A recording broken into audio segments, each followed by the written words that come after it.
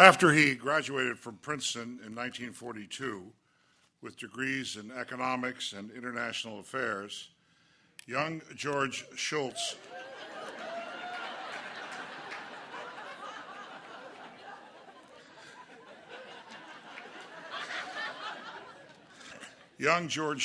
joined the Marines.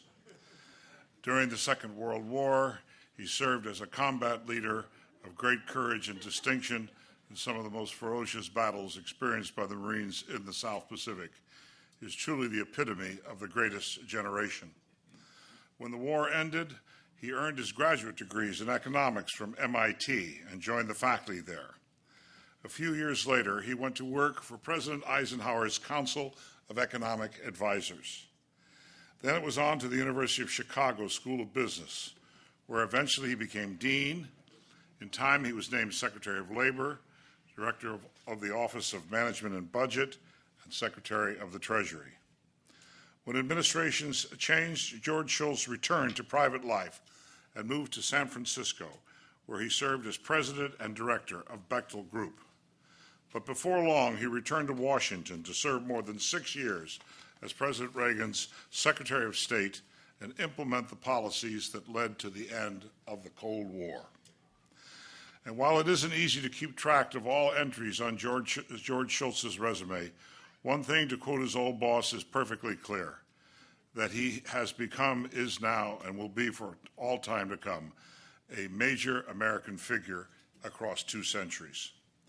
George Shultz is the embodiment of the citizen statesman. He is the apotheosis of the American ideal, the notion that we have a government of, for, and by the people. In his own way, in the second half of the 20th century, he lived the life of Jefferson and Adams, a life of privilege and service. When he could have done anything, when he could have used his education, experience, and standing to do whatever he wanted, he chose to serve. He is one of a handful of Americans who have held 4 different cabinet posts. He has taught at our greatest universities, run one of our greatest companies, published 10 books. He has won awards named for Truman, Reagan, Bunch, Eisenhower, Jefferson, and Washington. And more than 2 decades ago, he was awarded our nation's highest civilian honor, the Presidential Medal of Freedom.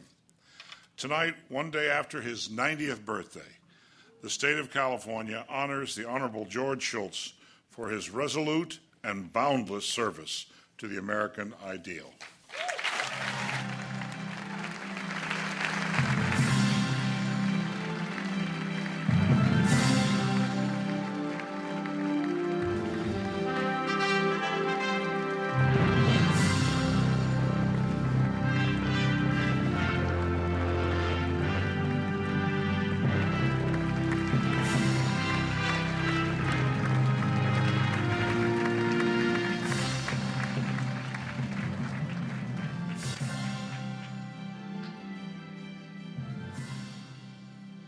Say a word, George.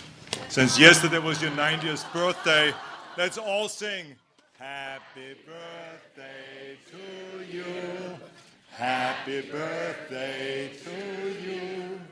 Happy birthday, dear George. Happy birthday to you. Very nice.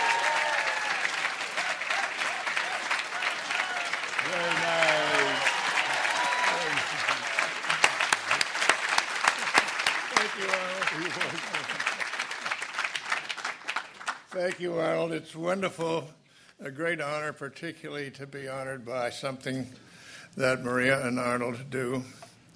And let me just say, in this setting where other people are being honored, I think we should give a big hand to Maria and Arnold for they're a wonderful couple. They've given us terrific leadership.